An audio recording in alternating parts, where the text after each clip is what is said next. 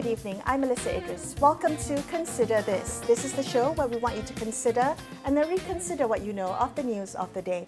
The race to save the critically endangered Malayan tiger has taken on new urgency after a spate of alarming deaths of this already critically endangered species. Now, it's estimated there are less than 150 Malayan tigers left in the wild. Every tiger life lost brings a step closer for the entire species towards extinction. So for years, we have Polish scientist and entomologist Marta Skowron-Volponi, who has ventured into the jungles of Peninsular Malaysia to study moths and making remarkable discoveries along the way. But her journey took a different turn when she learned about the rapid decline of the Malayan tiger. And together with her Italian filmmaker husband, Paolo Volponi, both joined the fight to battle against tiger poaching and habitat destruction. So I'm delighted to welcome them both on the show. Marta and Paolo, welcome to Consider This. Marta, if I may begin the conversation with you and some of the research work that you've been doing on clear-wing moths. Maybe you can tell us about that, about the amazing discoveries that you've made, but also what drew you towards conservation of tigers. Thank you. I'm very happy to be here. And I started coming to Malaysia 12 years ago, chasing after clearing moths. It's a special family of moths that mimic bees and wasps. So they resemble the appearance, but not only, also the behavior and the sounds they produce of wasps and bees. This is a survival strategy, and predators are less likely to attack bees and wasps who can painfully sting. So I'm fascinated by this family of moths, and in Malaysia, in the tropical rainforest, these amazing habitats that you have here in the peninsula, there's a rich biodiversity of these moths. However, they are very difficult to find. They are very elusive. So I have to go deep into the jungle to seek them. And while I was studying these moths over the years, I looked mostly into this phenomenon of mimicry, so this resemblance. On the way, I was very fortunate to also find new species. However, my main research area is always the behavior and observations of these amazing creatures, and not just taxonomy itself. Well, the discoveries themselves were quite amazing. So was it 7 new moth species that's new to science, but also the rediscovered moth. Tell us about that. Yes, so exactly 7 new species, one of which is actually named Malayomelita pahangensis, because I found it first in the state of Pahang in Malaysia. So in honor of Pahang, it's called pahangensis. And the rediscovered moth is actually one that hadn't been seen for 130 years. And it was only known from one single specimen, a very old museum specimen that was held in Vienna and never seen since that time. So while we were actually together with Paolo, we were in the Taman Negara rainforest in Malaysia. We saw a small blue moth flying on a riverbank, on a pristine riverbank in the middle of the rainforest. And actually, taking a closer look, taking photographs, and studying it deeper, we figured out that this is actually the same moth that was not seen for 130 years, that was considered lost and possibly extinct, and now it's actually doing very well. I can say inside its true habitat, inside the primeval rainforest, because it cannot be found outside. Wow. It needs the proper habitat. Okay, all right, that's remarkable. What a amazing discovery. Paolo, you have had a long professional interest in nature photography and filmmaking. Your work clearly reflects this deep passion that you have for wildlife. So what's your relationship with the tropical rainforests of Malaysia?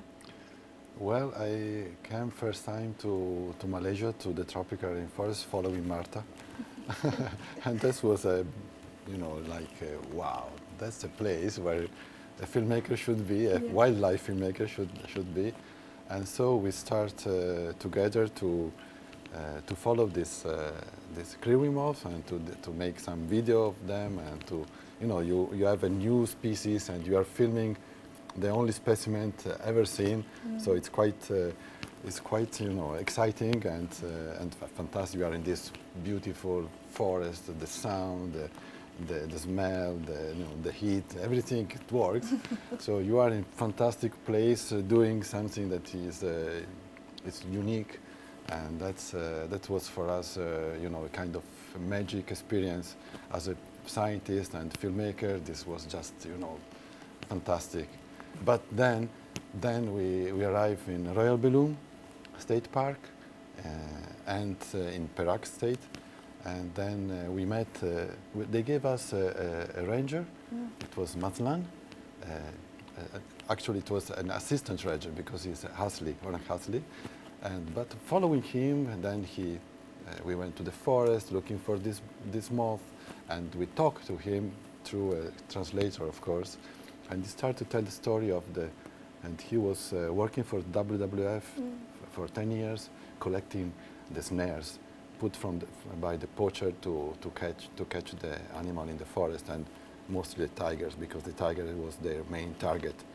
And so this make us think that we were so many years in Malaysia, and in fact we were not so aware about this problem and about the people that were fighting to save this majestic animal.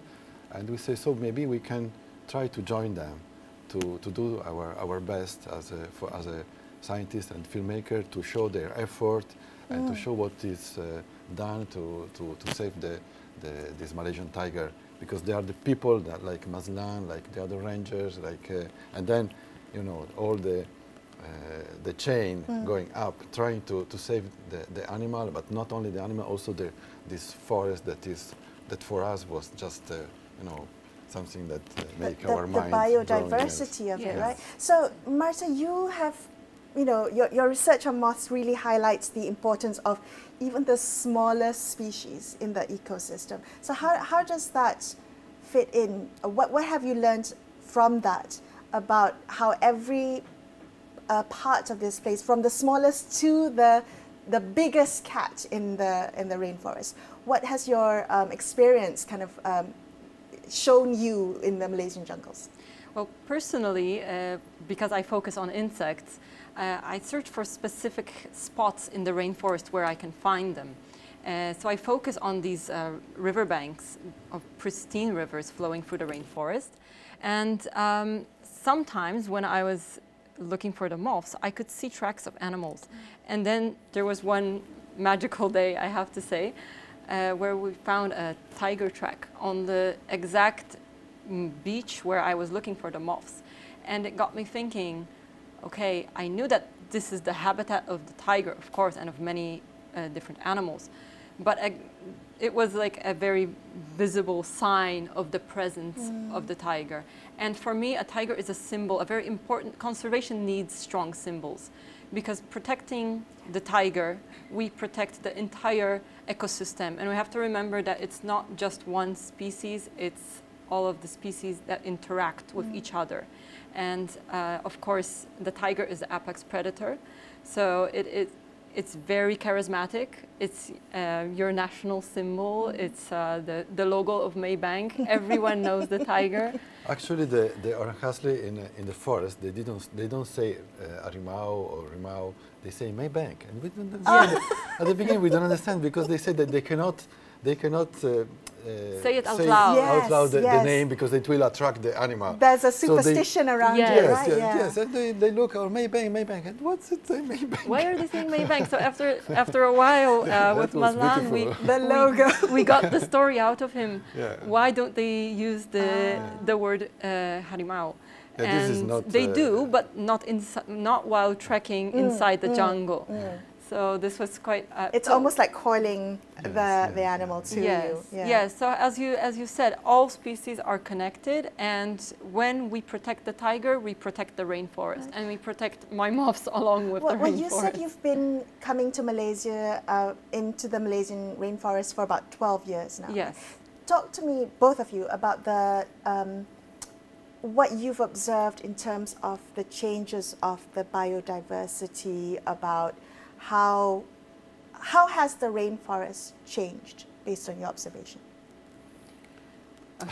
Well, if I can say, the rainforest itself, when you are going inside the rainforest, there are no many changes, let's say. Okay.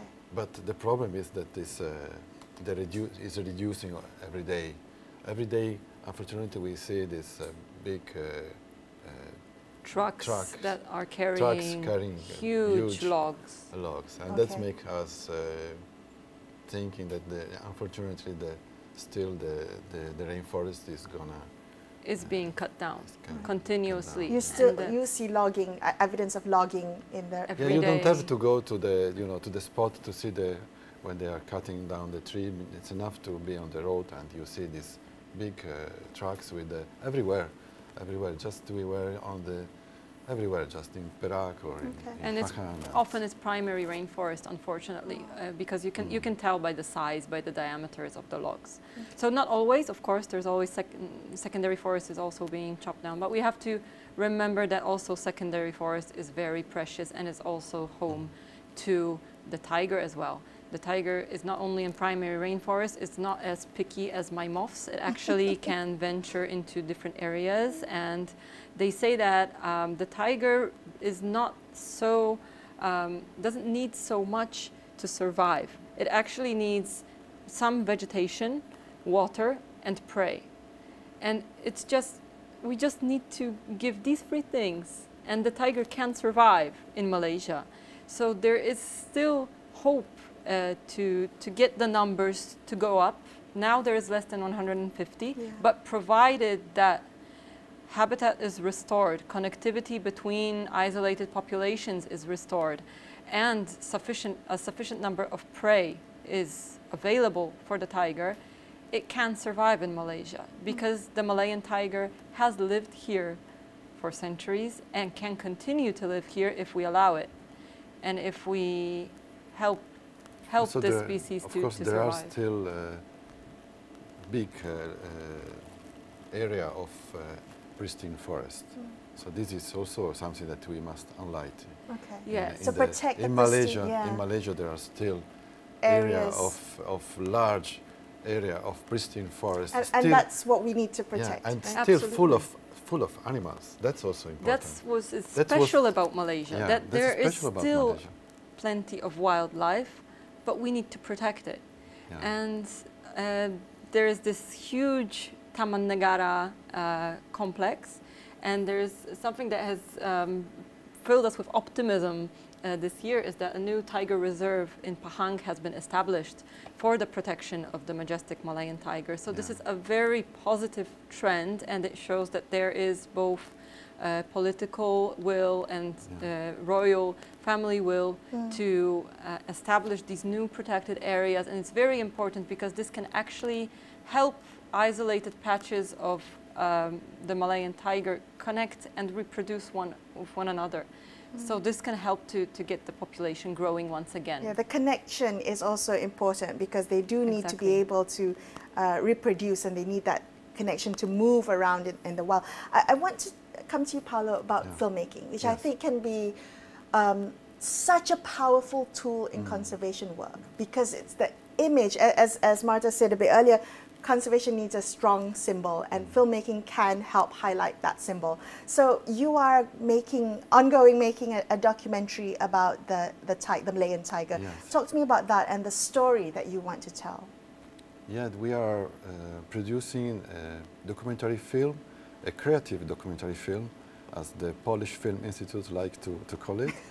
We are co-financed by the Polish Film Institute, which is very rare. Let's say that an institute of filming in Poland, so 9,000 kilometers from here, is funding a film produced in Malaysia.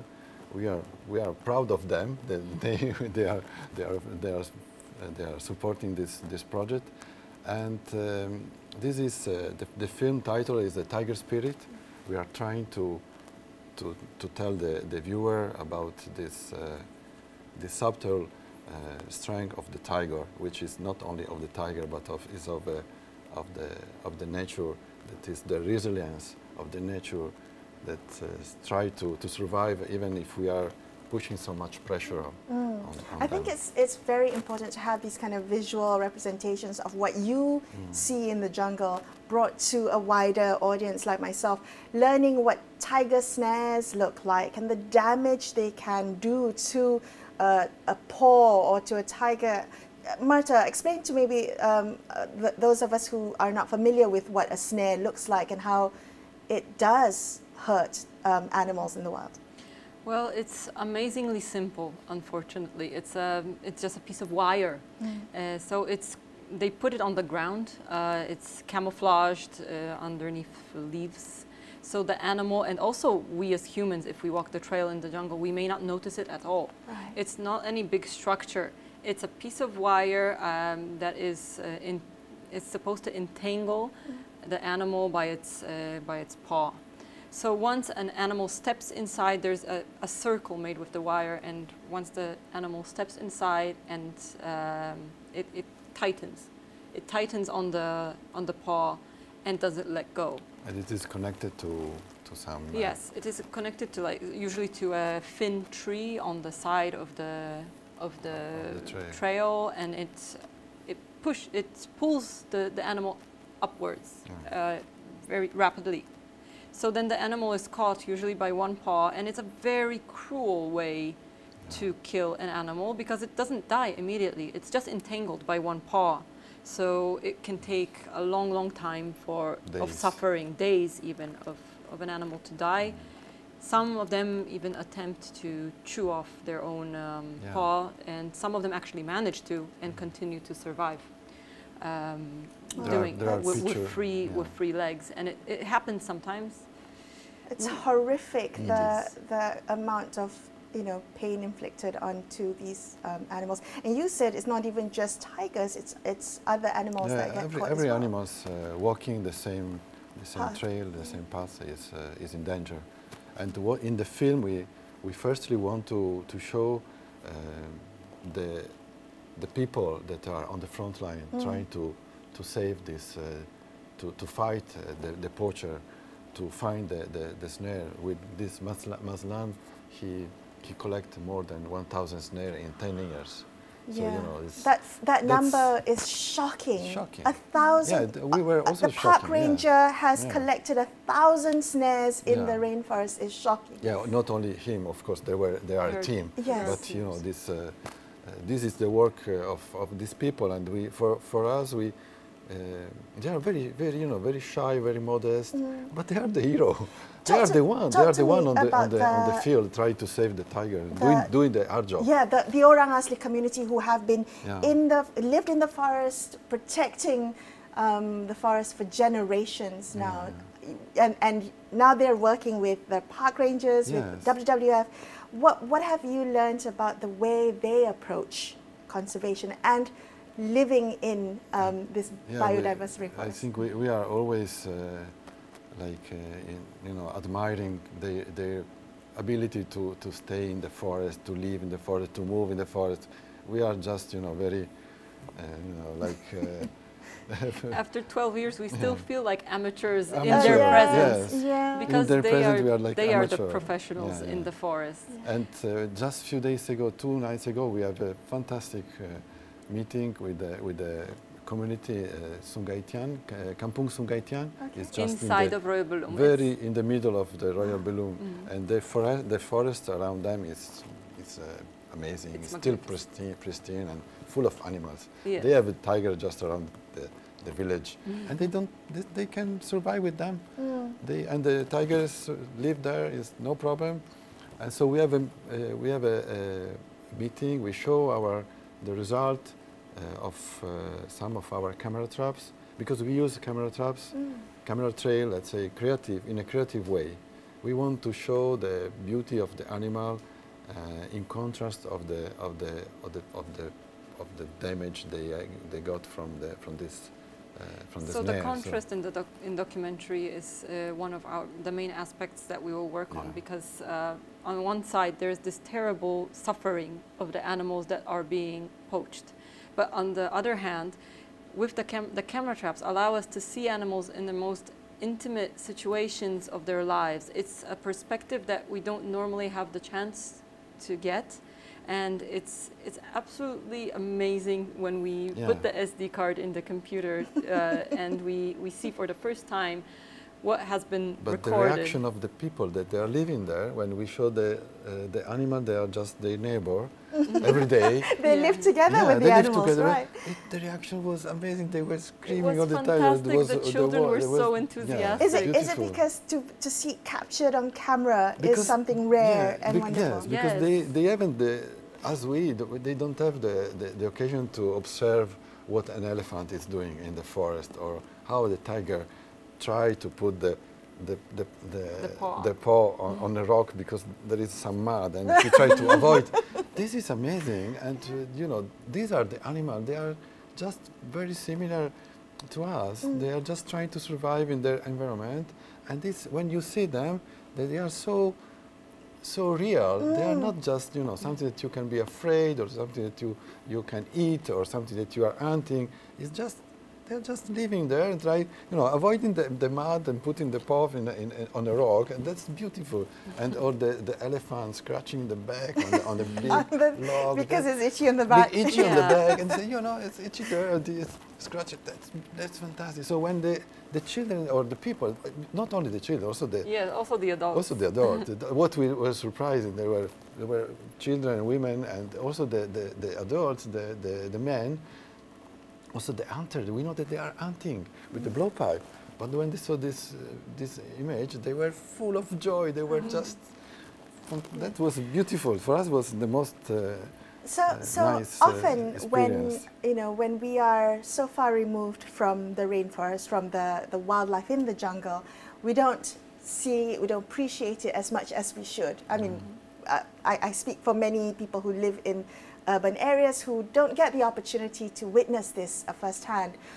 What would you both like the public to know? Is there an agenda for action for the public with all the work that you've been doing, with the documentary that you're making, with the advocacy that you're trying to put out there? Is there something that we can do in the public, Marta?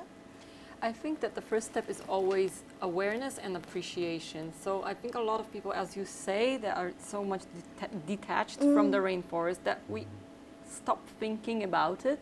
We take for granted that the wildlife is there. It's not going to be there if we continue to consume the rainforest. So who are the consumers? All of us. All of us. So it's the responsibility of each and every one of us to maybe try and consume a bit less, not reduce overall the consumption of single-use plastic, of, I don't know, the demand for wood is still enormous. There are alternatives. We can try to go for, like our friend is planting Paulownia wood, which is a very fast-growing species of tree, and he hopes to satisfy the market for wood with that species of tree instead of the native trees. So the choices that we make every day, the products that we buy, we think that it doesn't have an impact, but it does. Because if each and every one of us does the right choices, then we can actually change something for the better. And I think everything also starts with how we teach our children. So there must be appreciation in this modern world where everyone is attached to a smartphone. Even if we don't really enjoy walking in the rainforest, this is something that we are losing in a very rapid pace, and we should stop it also for our own good, also for our own survival. Paolo, anything to add? Yeah, I think the forest, the message I want to send by this film is that the forest is beautiful like it is, but without the animal inside, it is not the same. So there are many forests in Southeast Asia also, in Cambodia or in Vietnam. They are beautiful, but they are almost empty of animals, because all animals, they were just hunted. And in Malaysia, you have still so many, they are still so rich. Are So you this both is- hopeful for the future of the Malayan tiger? We're down to so few, but are you hopeful for the future of the tiger? That's a tricky question. We From one side, we never, you know, Mazlan. I said the same question to Mazlan, which was there, collecting the snares, Snares. and he said, until there is one tiger, I have the hope. I want to stay there and do it. Oh. So this was for me the answer. I don't know. For me, you know, I'm only a filmmaker. I can just make you appreciate the nature, understand the problem, and then make the right, and then fight with us, with them. So we want to be with them, and this is what I can do. It's Marta is as a scientist, I'm a filmmaker. We try to be close to them and to. Actually, answering your question, I think, is there still hope? Yes, there is. However, we cannot live on hope alone.